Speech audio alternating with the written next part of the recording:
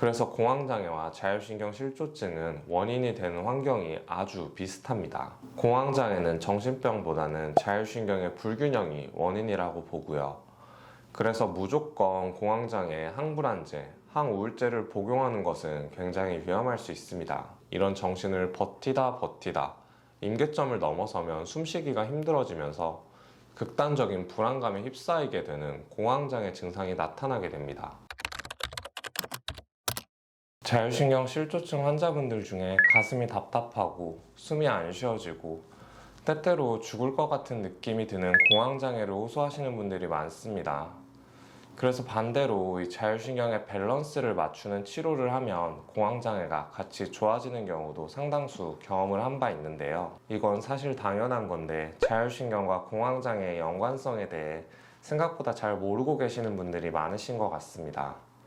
공황장애의 원인이 자율신경의 불균형 때문이라는 사실 알고 계신가요? 이병헌님, 기안84님, 차태현님 등 유명 연예인분들이 본인이 공황장애를 겪고 있다는 사실을 밝히면서 일명 연예인병으로 불리는데요.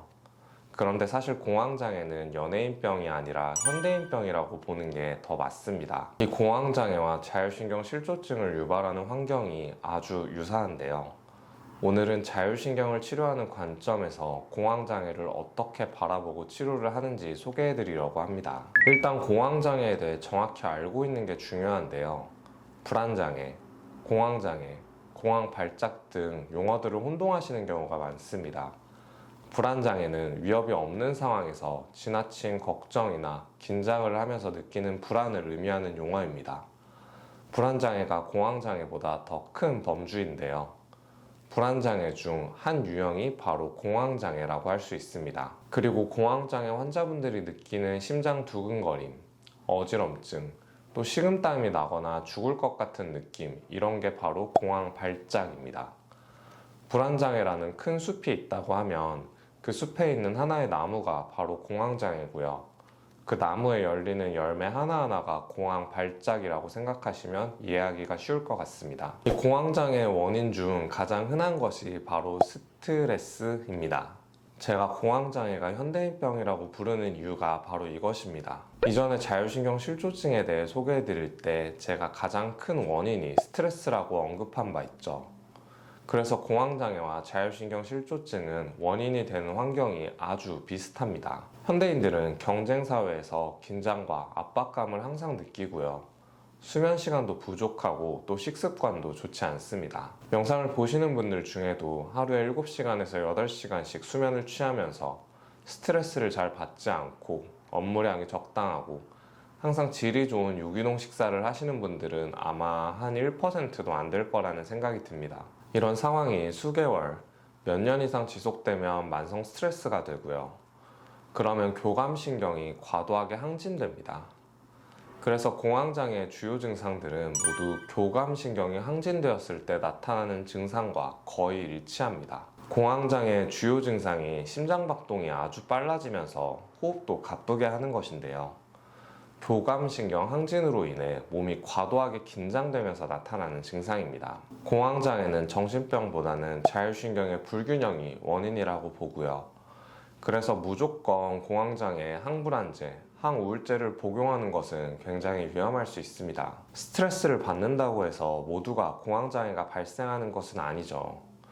자율신경 문제로 공황장애가 나타나는 분들의 특징이 몇 가지 있습니다. 첫 번째로 커피나 에너지 드링크를 많이 드시는 분들. 커피나 에너지 드링크를 마시면 힘이 나고 잠시 잠이 깨는 느낌이 들죠. 바로 카페인 성분 때문인데요. 카페인은 뇌 중추신경계를 흥분시켜서 교감신경을 항진시킵니다. 주위에 보면 피곤하다고 수시로 커피나 에너지 드링크를 습관적으로 마시는 분들이 계시죠. 이런 분들은 일시적으로는 피곤함을 덜 느낄지는 몰라도 몸을 인위적으로 각성시킨 상태라고 보시면 됩니다. 그래서 이미 몸이 카페인으로 각성이 된 상태에서 스트레스나 다른 외부 자극으로 인해 몸이 한 번 더 각성이 되면 공황장애가 더 쉽게 올 수 있는 거죠. 두 번째로는 하루에 7시간 미만으로 주무시는 분들입니다. 많은 연구들에서 하루에 7시간 미만으로 잠을 잤을 때 우리 몸에 나타나는 부정적인 영향이 밝혀졌는데요. 7시간 미만으로 수면을 취하시는 분들은 그 이상 잠을 자는 사람들에 비해서 사망률이 약 12% 정도 높고요. 뿐만 아니라 우울증, 불안장애와 같은 정신과 질환의 발병률도 올라갑니다.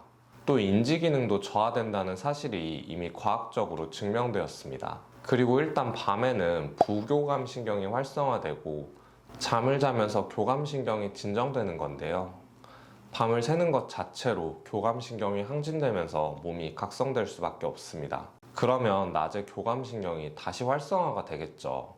그러면 몸이 한 번 더 각성되면서 긴장되고 항진이 되는 상태로 하루를 보내게 되는 거죠. 세 번째는 완벽주의 성향인 분들이 해당됩니다. 저도 사실 완벽주의 성향이 좀 있습니다. 그래서 아주 잘 아는데요. 이 완벽주의를 가진 사람들은요, 자기 자신에게 굉장히 엄격하고 기준이 높습니다.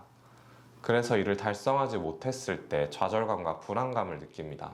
내가 마치 실패한 사람인 것 같고 이것 때문에 스트레스를 엄청 받거든요. 그러다 보니까 어쩔 수 없이 매 순간순간 어떤 일을 하든 긴장 상태에 있게 되죠. 다행히 일이 잘 돼서 결과가 잘 나오면 다행이지만 그렇지 못하면 엄청난 자기 비판에 직면하게 됩니다. 그래서 우리 몸이 이런 정신을 버티다 임계점을 넘어서면 숨쉬기가 힘들어지면서 극단적인 불안감에 휩싸이게 되는 공황장애 증상이 나타나게 됩니다. 이 역시 교감신경의 항진이 주된 원인이라고 할 수 있습니다.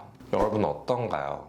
공황장애는 무조건 정신과적인 문제로 접근하기보다는 스트레스와 같은 원인적인 접근, 또 자율신경 관점에서도 충분히 해석이 가능합니다. 정신과적인 문제로 접근을 하게 되면 항불안제, 항우울제, 수면 유도제와 같은 약을 처방하게 되는 것이고요. 원인론적, 자율신경 관점에서 접근을 하면 원인이 되는 스트레스를 줄이고 긴장된 교감신경을 가라앉히는 치료를 하게 되는 것입니다. 물론 특정 치료가 무조건 정답이다라고 할 수는 없지만 저는 자율신경의 관점에서 치료를 하는 것이 개인적으로 환자분의 삶에 더 도움이 된다고 생각하고 있습니다. 오늘은 공황장애와 자율신경의 연관성에 대해 소개해드렸습니다. 그러면 다음 편에서는 공황장애를 자율신경으로 실제 어떻게 치료를 하는지 설명해 드리도록 하겠습니다. 구독, 좋아요, 알람 설정 누르시고 이어서 나오는 영상도 꼭 참고해서 내일은 더 건강한 모습이 되시길 바랍니다. 저는 다음에 더 좋은 영상으로 돌아오도록 하겠습니다.